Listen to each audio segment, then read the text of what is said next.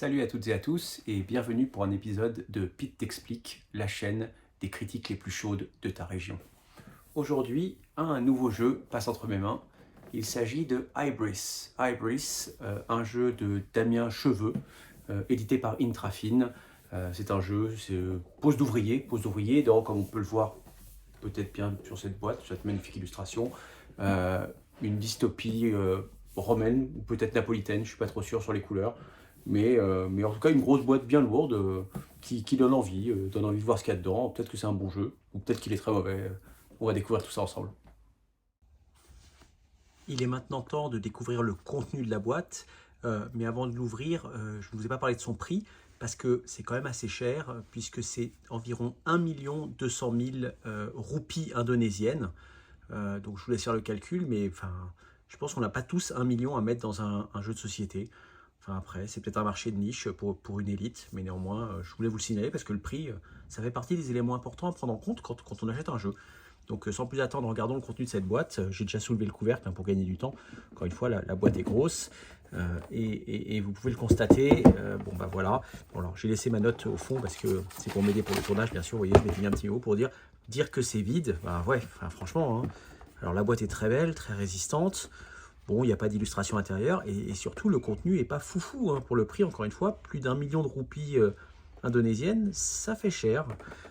Et bon, j'en profite, hein, j'aime pas tirer sur l'ambulance, mais l'auteur du jeu, Damien Cheval, je sais plus, a eu une bonne idée, c'est qu'il a inscrit dans le nom, dans le couvercle de la boîte, le nom de tous les gens qui ont soutenu financièrement la création de ce jeu. Par contre, vous remarquez, il a fait une grosse erreur, un peu de débutant, hein, c'est qu'il les a écrits à l'envers. Donc, je ne sais pas trop comment il compte corriger ça pour les versions à venir. Peut-être que les gens qui ont soutenu son projet sont très tristes de cette erreur et peut-être vont lui demander des comptes, lui demander de faire quelque chose. Je ne sais pas quelle solution technique pourrait être utilisée pour résoudre ce problème.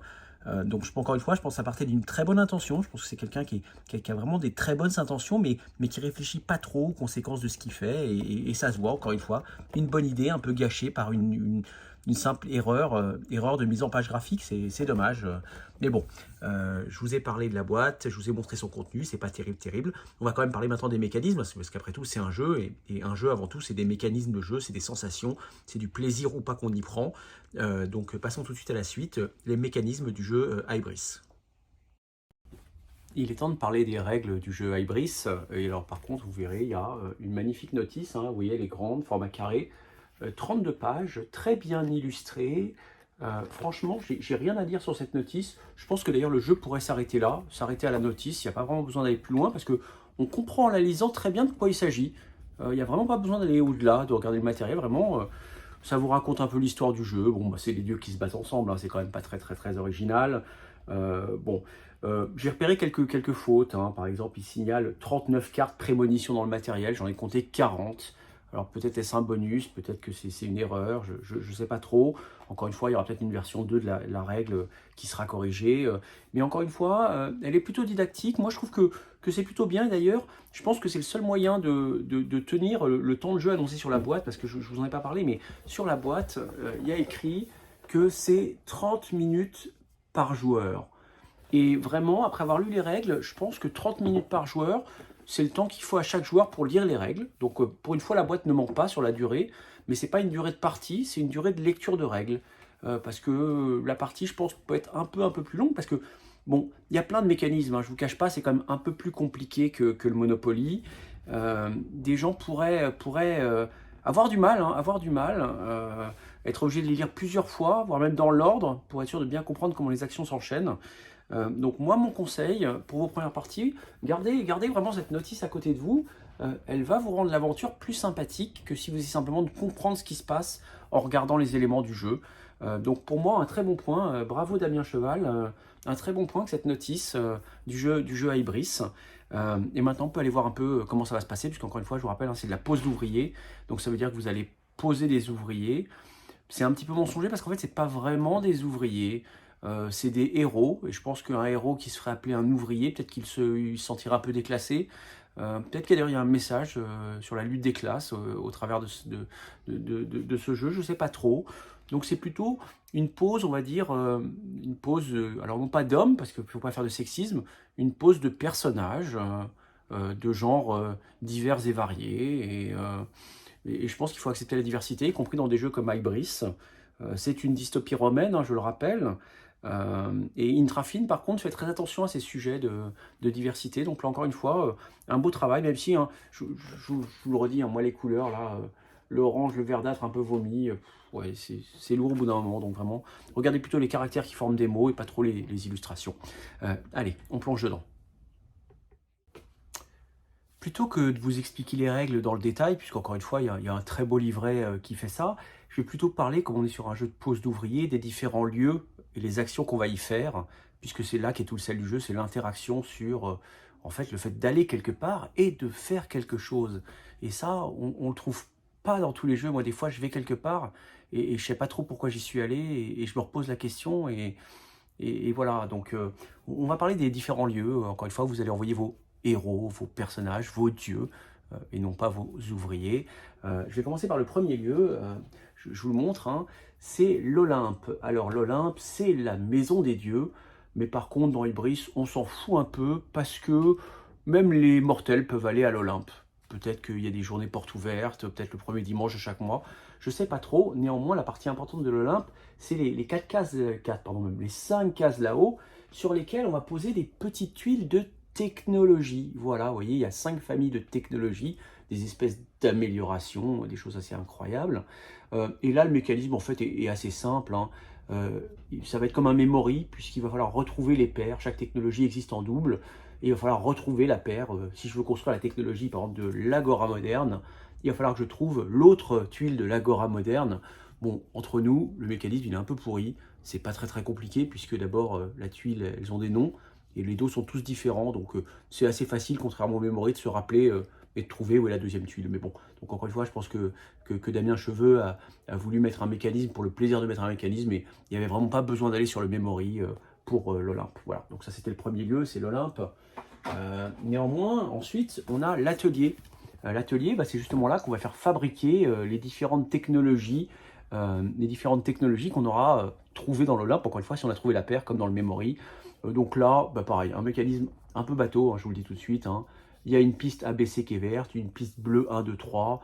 Si vous êtes plutôt vert, vous mettez votre techno sur la côté verte. Si vous êtes plutôt bleu, ou vous aimez les chiffres, vous mettez plutôt en haut. Et on voit qu'il y a des petites flèches qui disent que ça bouge. Donc en fait, à intervalles réguliers, ça va bouger. Et quand ça sort du plateau, ça sort du plateau. Voilà. Donc pareil, assez simple, hein, c'est vraiment une espèce de chaîne de tuiles. Rien de très original, néanmoins, encore une fois, les graphismes sont jolis, donc je vais pas me plaindre.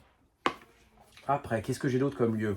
Ah, bon, celui-là c'est les moires. Alors déjà, bon, il y a un problème de découpe, hein, clairement, puisqu'on voit bien que le plateau a été mal découpé et qu'il il manque la place pour la carte. Là, c'est facile, c'est des quêtes. Mais franchement, les moires, je pense que personne n'ira jamais.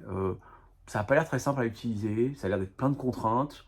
Les bénéfices sont pas évidents. Donc je pense qu'en fait, Damien, il lui restait de la place en bas de son plateau, et il a créé ce lieu-là un peu bouche-trou. Mais franchement, les moires, pas grand intérêt, n'y allez pas perdre du temps. Ah, ça, par contre, celui-là, il est bien. C'est les enfers. Les enfers, c'est très bien. Pourquoi pourquoi c'était très bien, les enfers?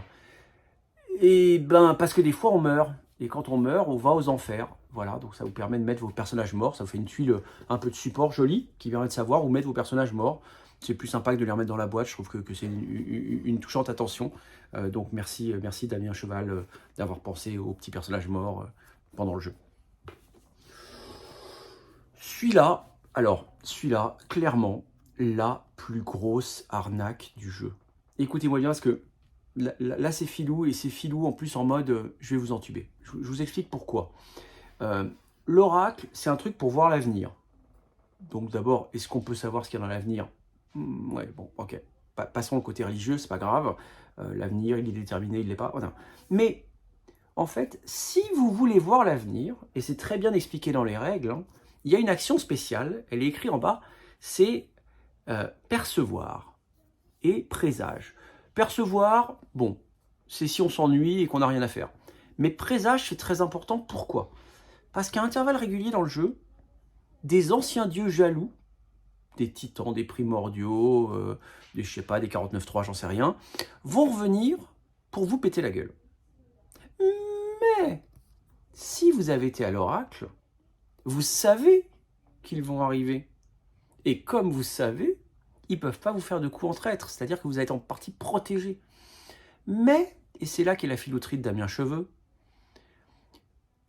pour faire cette action, il va falloir imprégner le plateau oracle des forces élémentaires. Parce qu'en effet, les cartes de combat, on parlera du combat plus tard, ou d'ailleurs peut-être pas, parce que encore une fois, un mécanisme pas très intéressant, mais c'est pas grave, apportent des éléments. Les éléments, on les connaît tous, hein, le feu, la terre, l'air, qu'est-ce que j'ai oublié? Feu, terre, air, l'eau. Ah bah oui, l'eau c'est bien aussi, c'est utile, ça permet de respirer. Ah non, ça respire pas l'eau, mais c'est quand même utile, je pense.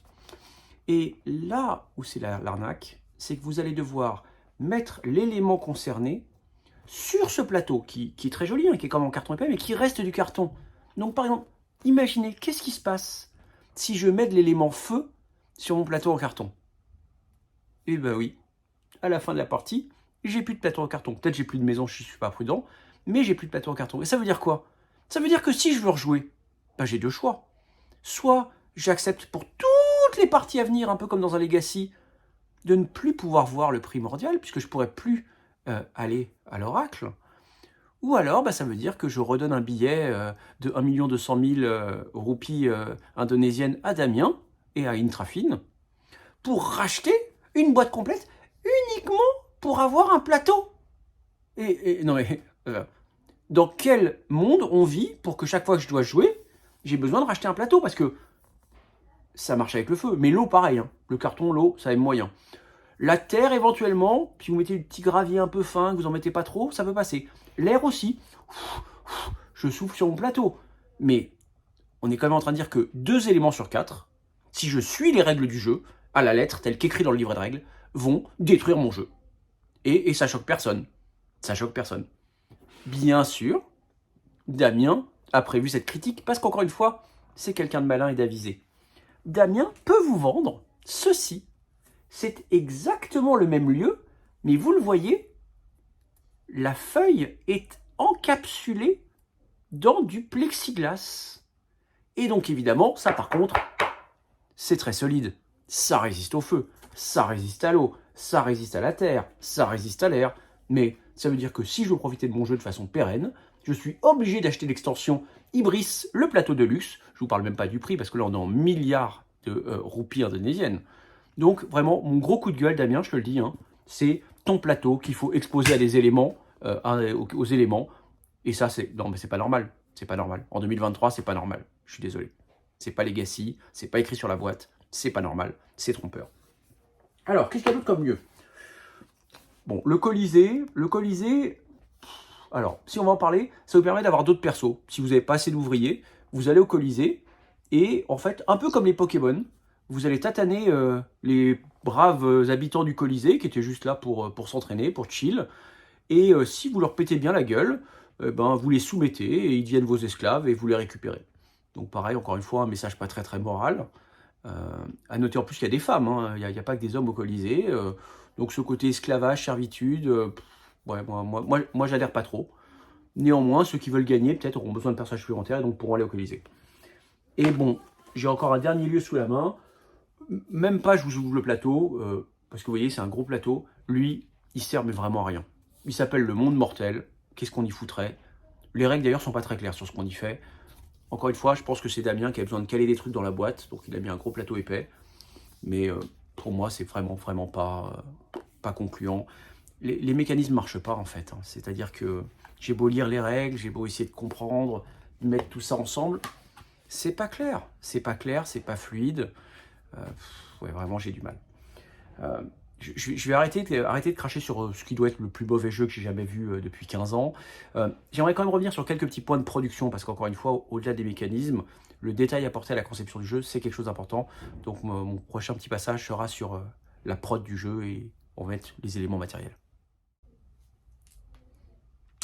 Avant de parler de la production et des éléments du jeu, je vais répondre à une question qui va arriver dans les commentaires. Je sais qu'elle va arriver dans les commentaires parce que, comme je vous l'ai dit précédemment, je suis allé à l'oracle, j'ai brûlé mon plateau, et donc j'ai vu que dans le futur, l'un d'entre vous allait poser cette question, c'est: y a-t-il des combats? Y a-t-il des combats? Alors, déjà, je vais répondre par une première réponse à côté de la plaque. Déjà, il n'y a pas de dés. Donc, ça vous donne un indice que s'il y a des combats, ça va pas être terrible s'il n'y a pas de dés. Mais donc oui, il y a des combats dans Ibris qu'on appelle soit combat, soit contestation, soit manifestation, je ne sais pas trop. Par contre, là encore, hein, les mécanismes de résolution, c'est assez facile. Ça s'utilise, ça se gère. Alors attendez, je vais vous montrer, je vais prendre l'élément, hein. Quoique je ne sais même pas où je l'ai mis. Ça se gère avec un gros disque en carton, avec une face avec écrit continuer, une face où il y a écrit arrêter. Donc c'est un peu comme les POG. Lorsqu'on doit se battre, on jette au hasard ce gros disque en carton sur le sol. S'il tombe du côté continuer, on a gagné le combat. Si on tombe malheureusement du côté arrêté, on a perdu le combat. Donc ça veut dire qu'une crevette peut battre un dieu. Enfin, il n'y a vraiment aucun équilibre là-dessus. Alors l'avantage, c'est que c'est rapide. Les combats se gèrent rapidement. Mais même chose, j'aurais espéré de Damien le Cheval des mécanismes un peu plus intelligents que le simple pile ou face. Alors avec un disque en carton, hein. D'ailleurs, encore une petite critique, hein, là on rejoint le sujet de prod, il est de la même couleur des deux côtés. Ça veut dire que globalement, si on ne sait pas lire, on ne sait pas si on a gagné le combat. Parce que la face arrêtée et la face continuer, elles sont exactement identiques. C'est juste le mot qui change. Et il y a des gens, ils ne savent pas lire. Ils ne savent pas reconnaître les lettres. Et donc ça veut dire que on exclut encore une fois des joueurs parce qu'on n'a pas bien réussi au matériel, on n'a pas bien réfléchi tout simplement. On pouvait mettre une face bleue, une face verte, on pouvait mettre une face en braille qui permettrait aux aveugles de jouer, mais non, je pense qu'il y a un profond mépris des joueurs, et on est parti du principe que non, les joueurs ils avaient besoin, ils avaient qu'à savoir lire, et sinon tant pis pour eux.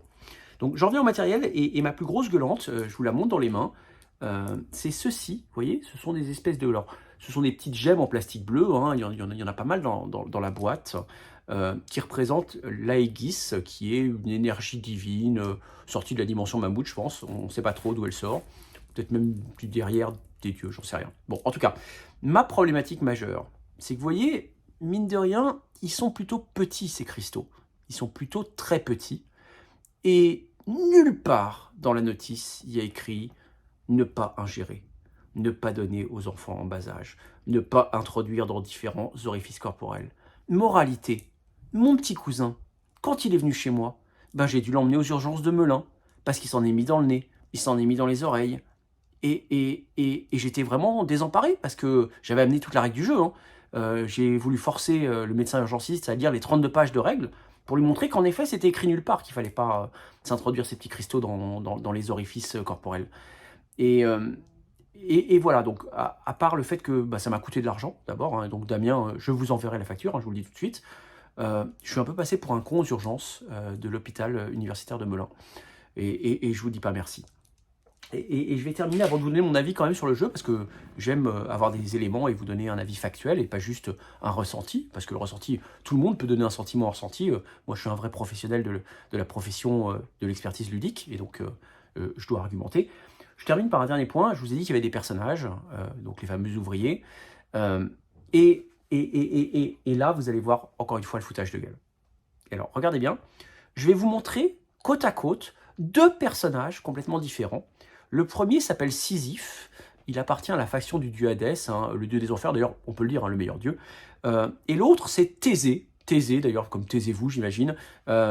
C'est un héros de la faction de Poséidon, qui lui, on peut le dire, est un peu une sorte de Captain Igloo, Findus, voilà. Je vais vous mettre les deux personnages, l'un à côté de l'autre. Et je vous le dis encore, hein, ce sont des personnages complètement différents, avec des capacités dans le jeu différentes, qui n'appartiennent pas à la même équipe. Et je vous mets au défi, chers internautatrices et internautateurs, d'arriver à différencier ces deux personnages. Attention, je vous les mets l'un à côté de l'autre. Vous voyez, est-ce que vous savez dire lequel est Thésée, lequel est notre ami? Eh bien non, on n'en sait rien du tout. C'est super mal fait. Ils ont la même taille, ils ont la même forme, ils ont la même couleur. Alors qu'encore une fois, on parle de deux personnages de camps complètement différents. Donc, désolé Damien, mais c'est nul à chier. Il y a des gens très bien qui font des figurines. Le plastique, c'est fantastique. Ça va sauver la planète, sans doute. Donc, mon conseil, tu arrêtes les petits standees en carton qu'on ne peut pas reconnaître. Alors, encore une fois, hein, je ne reviens même pas sur le sujet des aveugles qui, à la forme, juste au toucher, ne pourront pas jouer à ce jeu. Ne pourront pas du tout y jouer, parce qu'ils ne pourront pas reconnaître les personnages. Donc voilà, donc c'était quelques exemples un peu d'erreurs de production, je pense qu'il faut le dire comme ça, de non-réflexion, ou même peut-être simplement de foutage de gueule. Et je vous donne rendez-vous dans quelques instants pour ma conclusion sur Ibris. Et voilà, il va être temps de se dire au revoir. Ibris, on en reparle. Qu'est-ce que j'en ai pensé? Je suis mitigé. Je suis mitigé parce que, d'une part, vous l'avez peut-être compris en regardant la vidéo, beaucoup de choses m'ont déçu. Beaucoup de choses m'ont déçu parce que j'ai eu l'impression d'être pris pour un pigeon. Parce que j'ai eu l'impression que l'éditeur, Intrafine, que l'auteur, Damien Cheval, se moquait de moi. Un professionnel ludique, encore une fois, hein, et donc je me mets vraiment dans les chaussures même de monsieur et madame tout le monde, avec une proposition qui pour moi n'est pas du tout dans l'air du temps. Je pense que à trop vouloir mélanger des mécanismes, à trop vouloir faire de l'innovation telle que vouloir de l'interactivité dans un jeu, à trop refuser les évidences comme bah oui, bien sûr qu'il faut mettre des dés dans un jeu. Évidemment qu'il faut mettre des dés dans un jeu. Tout le monde sait qu'il faut mettre des dés dans un jeu. Je pense que ce premier jeu, ben voilà, est un échec. Est un échec, je vous le dis. Et d'ailleurs, je pense qu'il ne se vendra pas. Il ne se vendra pas du tout. Mais néanmoins, j'adresse un message à Monsieur Cheval. Monsieur Cheval, continuez, parce que je pense qu'on ne peut pas échouer en permanence, et que peut-être que votre prochain jeu sera digne de ma critique, sera digne de mes éloges, sera digne de mon expertise et de mon professionnalisme. Donc en attendant ce moment, Monsieur Cheval, je vous dis bien sûr à très bientôt. Je vous embrasse toutes et tous et espère que vous serez nombreux à suivre les prochains épisodes de Pete t'explique. Au revoir.